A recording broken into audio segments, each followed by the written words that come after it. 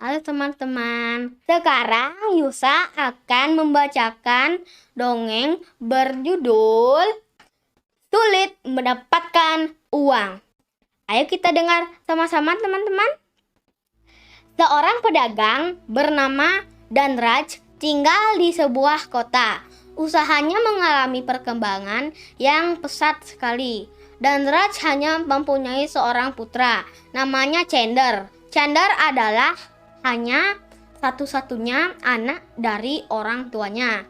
Permintaannya kepada orang tuanya sudah melampaui batas. Jadilah Chender seorang anak yang manja.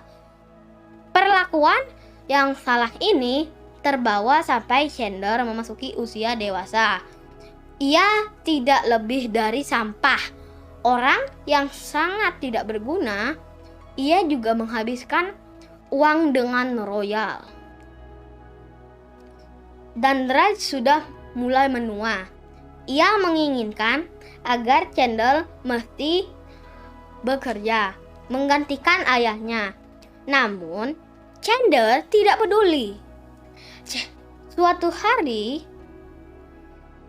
Danraj memutuskan untuk mengajarkan putranya sebuah pelajaran.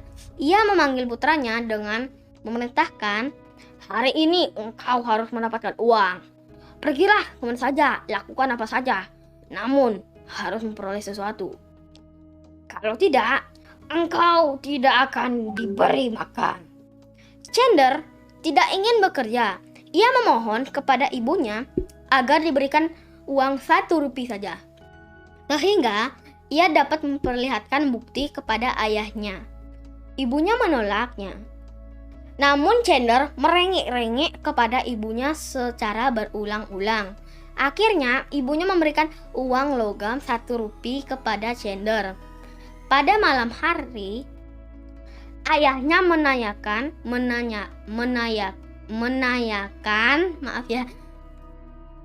"Apakah engkau telah mendapatkan sesuatu?" Chender memperlihatkan 1 rupiah uang logam. Danraj meminta agar membuangnya di atas dinding. Tanpa ragu, Chender mengikuti perintah ayahnya dan membuang ke atas dinding.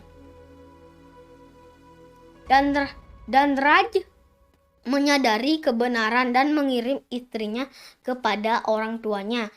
Keesokannya, Danraj tidak kembali memerintahkan Chender untuk memperoleh sesuatu, atau ia tidak akan diberi makanan.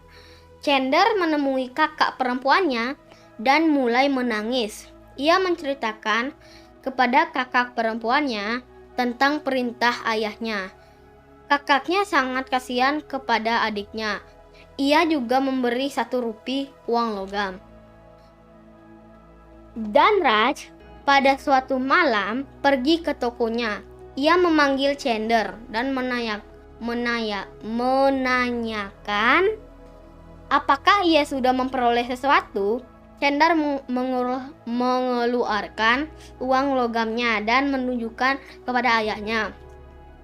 Danraj mengatakan kepada Chender, "Putraku, pergilah dan buang uang logam itu ke atas dinding." Chender mematuhi perintah ayahnya dan membuang uang logam itu ke atas dinding. Ini membuat Danraj curiga. Ia menanyakan kepada putrinya, namun putrinya tidak mengatakan apapun. Danraj mengirim putrinya ke rumah mertuanya. Keesokan harinya, Danraj kembali meminta Chender untuk pergi dan mendapatkan sesuatu.